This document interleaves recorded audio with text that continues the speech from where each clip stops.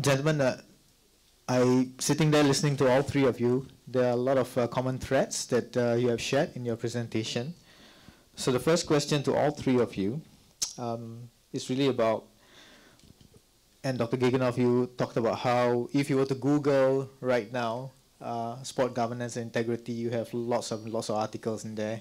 And there seem to be quite a number of failures in sport governance and integrity. So how can we ensure that we don't become another case of failure in sport governance and having to learn from our mistakes and learn from you know, the things that we've done wrong in your experience or in your context, as well as in the context of Japan and Singapore?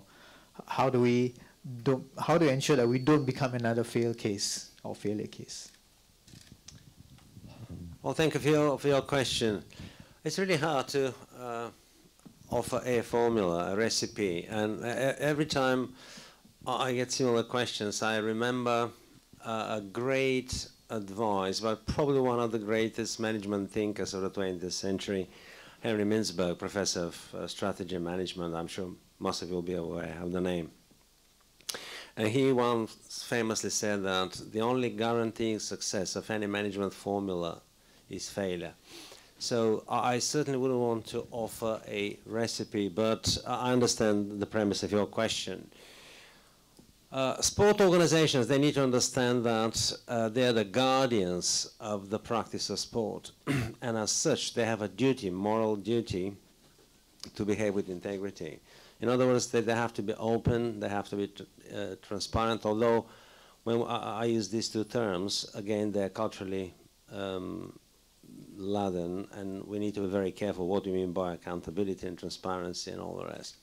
So they have to act with integrity, and there is something which I've been observing over the past maybe 10 years with some of the UK sport organizations, a clear move, transition from being an organization, which you understand as a small cozy club of good friends, to becoming a real sport, an inclusive, open movement which welcomes everybody. And this is what really makes you open. This is what really urges you to act with fairness and justice and be accountable to, you know, everything you do. So that will be my short answer. Thank you. Yes, thank you very much for the question. In the case of Japan, we have some fundamental issue regarding to the structural issue of the national federation, because some national federation is very big and some national federation very small. The human resources is limited.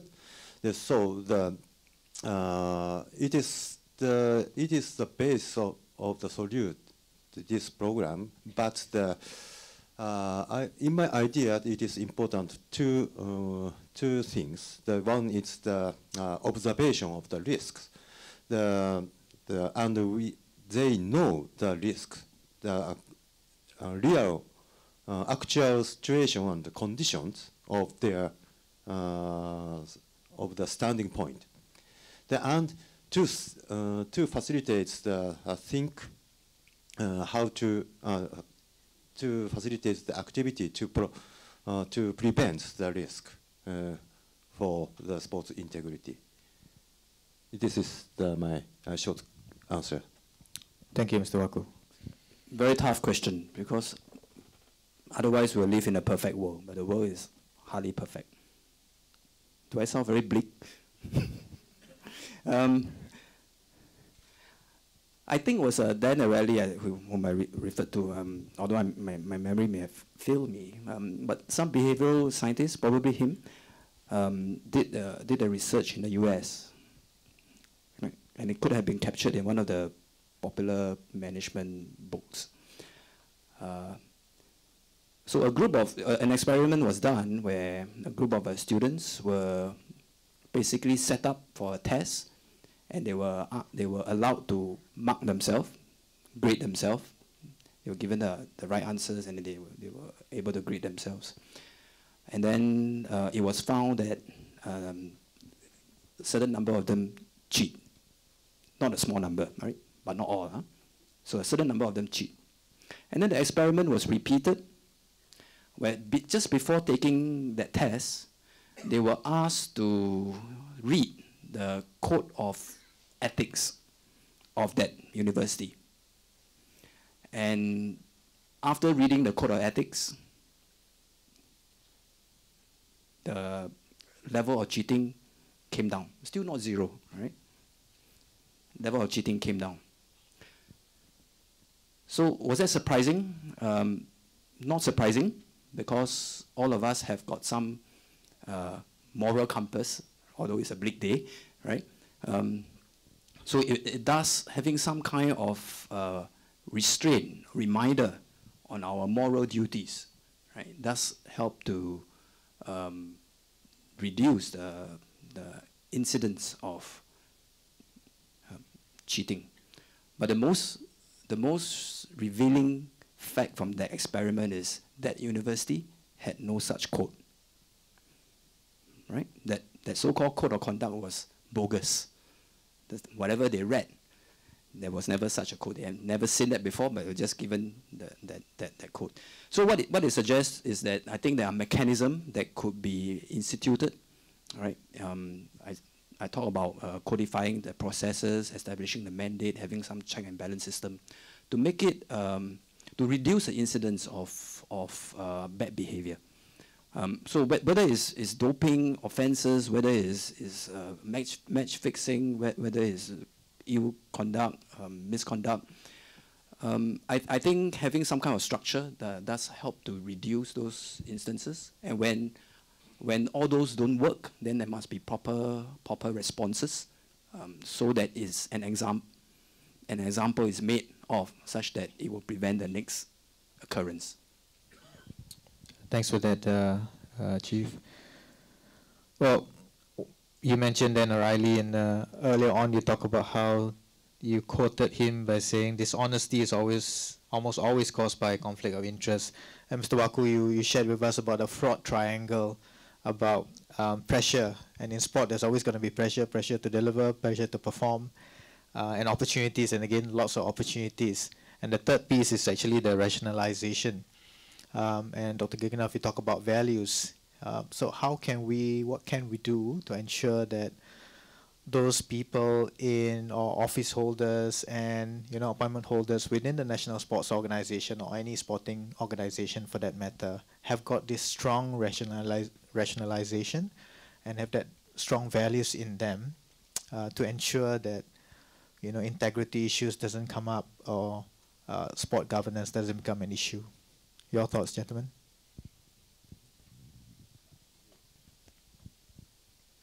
In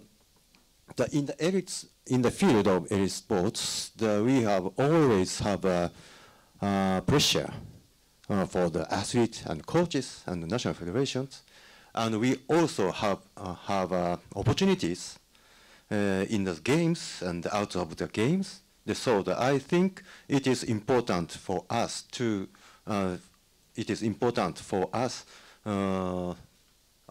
Most important point is the rationalization. So it is important for us to education program coaches and athletes and administrators.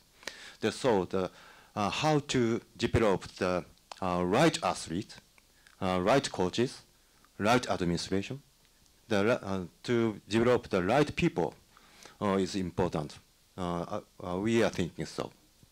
Okay, thanks for that. So is there, in the case of Japan, is there a formal sort of education program to ensure that these athletes and coaches and also administrators are well grounded in terms of their rationalization and their values? Recently, the number of the opportunity to education program in the National Federation is increasing. So at that time, we give the education program about the sports integrity. This is, I think, it is very effective to make them understand the sports integrity. In Japanese case, it is very comprehensive concept of the sports on the sports integrity.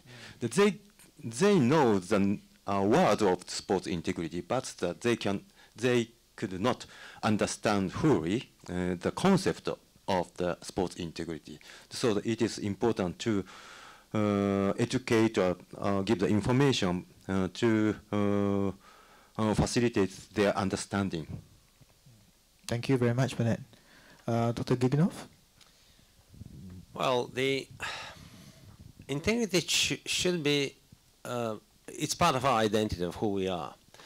And it's very important to support and uphold this integrity all the time. So, for example, the previous Code of Governance, Sport Governance in the UK, was highly prescriptive, and there were clear expectations and norms for board members, for example, who they are, what their background is, previous experience, and all the rest. So they have to be able to demonstrate integrity, consistency, before they can be appointed to the job. However, the reality is a bit more messy. And just to give an example, in the run-up to the London Olympic Games, the then bidding committee and the government embarked on the huge consultation process, and they solicited the support of the whole sport community, which was actually offered on the ground, on the basis that no money from the National Lottery earmarked for grassroots sport will be diverted to support the Olympic Games. Okay, now there was a very clear understanding. And this is exactly what happened. When London was awarded the Games, about £600 million from National Lottery, money that was supposed to go to mass sport were actually given to the Olympic Games. And the then chair of Sport England, Sir Derek Mack, raised the issue with the government. And guess what happened? Because he acted with integrity. He wanted to uphold this agreement, and he got sacked. So this is what happens sometimes. But he actually set up a very good example. And this is how a person with integrity should behave. Not be afraid that you may lose your job. You need to speak up your mind. I think there are a few aspects. First, certainly education, having values, the core values of the organization being explicit. But there are other aspects involve some kind of a structure in order to make it difficult, as I said before. And then there's this concept called the sunlight test. That if you're not sure whether something is right or wrong, let's put it out to the sun, to the public, and then see whether it passes the test. So I cite you an example. A sport organization organized a very successful event, and after the event, the organizing committee went out for a celebration, and that celebration came up to a few $1,000s, and then that a bill was submitted to the organization to be claimed, and the claim was approved by the head of the organization. And the head organization was involved in that celebration. And if you go according to the rules, the amount is within the authority of that head organization. Question is it right or wrong? It's an ethical issue, right? I don't have the answer. The question is, when you put it out to the sunlight test, about 10% had a good time, had a good cause to celebrate, all right? And one of the 10% approved the expense, and this is, in a way, money of the organization. This is not private money. So whether it's right or wrong, there's something to be decided, right? And my key point is, if we are not clear about this, that will not be the very first event. There will be some other occasions, and then time and again, you move down a slippery slope. Yeah.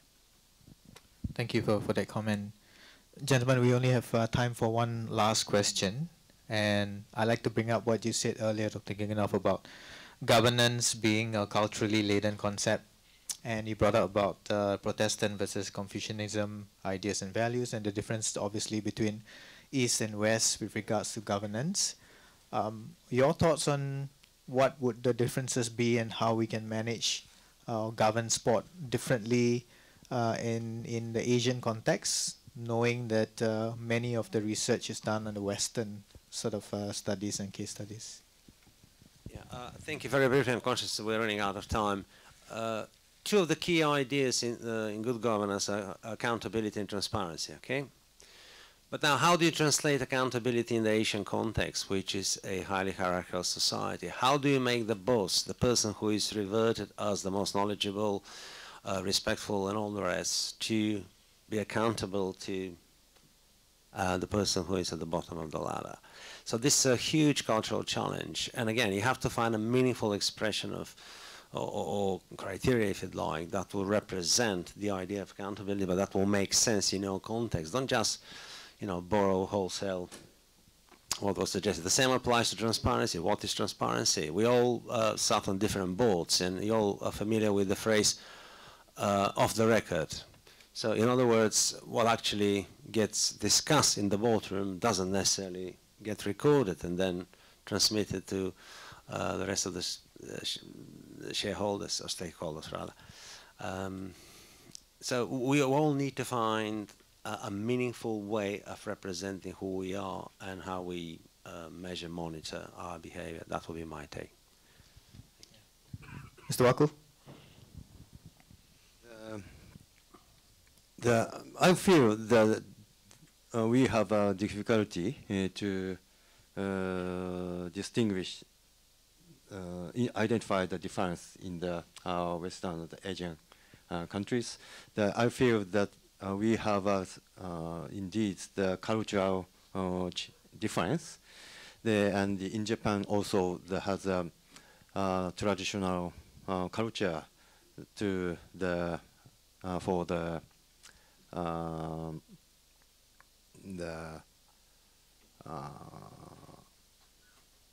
order from top to down. Yep. Is very, very usual. It was usual, but from the perspective, long-term perspective, the many Japanese people are changing.